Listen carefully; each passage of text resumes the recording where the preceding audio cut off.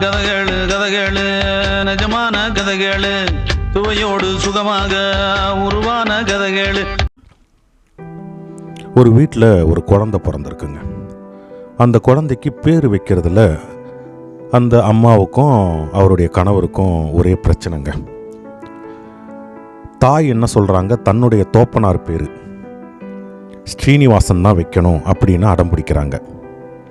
அவருடைய கணவர் அவர் என்னன்னா, என்னுடைய தோப்பனார் பேர் கிருஷ்ணன்னு தான் வைக்கணும் அப்படின்ட்டு அவர் அடம் பிடிக்கிறாரு. காலையிலேருந்து சாயங்காலம் வரைக்கும் சண்டை. உடனே பக்கத்து வீட்டுக்காரர் இந்த சத்தம் கேட்டு வீட்டுக்குள்ளேயே வந்துடுறாரு.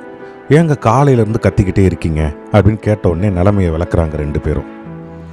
உடனே இந்த பக்கத்து வீட்டுக்காரரு, நான் ஒரு யோசனை சொல்லவான்னு கேட்குறாரு. என்னன்னு கேட்குறாங்க.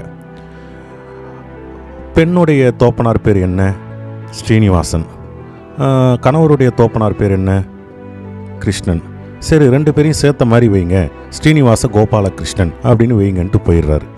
இதுவும் நல்ல ஒரு யோசனையாக இருக்கே அப்படின்ட்டு இந்த பேரையே வச்சிடலாம் அப்படின்ட்டு மறுநாளே பேர் சூட்டு விழா நடத்துகிறாங்க. அப்போ குழந்தையோட காதில் அந்த பேரை 3 முறை சொல்கிறாங்க. அப்போ அந்த பெண்மணி அந்த குழந்தையுடைய காதில் ஸ்ரீனிவாச கோபால கிருஷ்ணன் அப்படின்னு முதல் தடவை சொல்லிவிட்டு 2வது தடவை சொல்லும் போகும்போது தான் அவங்களுக்கு ஒரு யோசனை வருது. ஸ்ரீனிவாசன் ஏன் தோப்பனார் பேர், கிருஷ்ண வீட்டுக்காரருடைய தோப்பனார் பேர், குறுக்கில் இருக்க கோபால் யார் அப்படின்ட்டு அவங்களுக்கு ஒரு கேள்வி.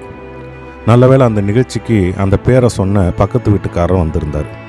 அவரை கூப்பிட்டு கேட்டாங்க, எங்கள் ஸ்ரீனிவாசன் கிருஷ்ண நடுவில் கோபால் யார் பேருங்க அப்படின்னு கேட்ட உடனே அதுக்கு அவர் சொல்லியிருக்கிறாரு, அது ஏன் தோப்பனார் பேருன்ட்டு.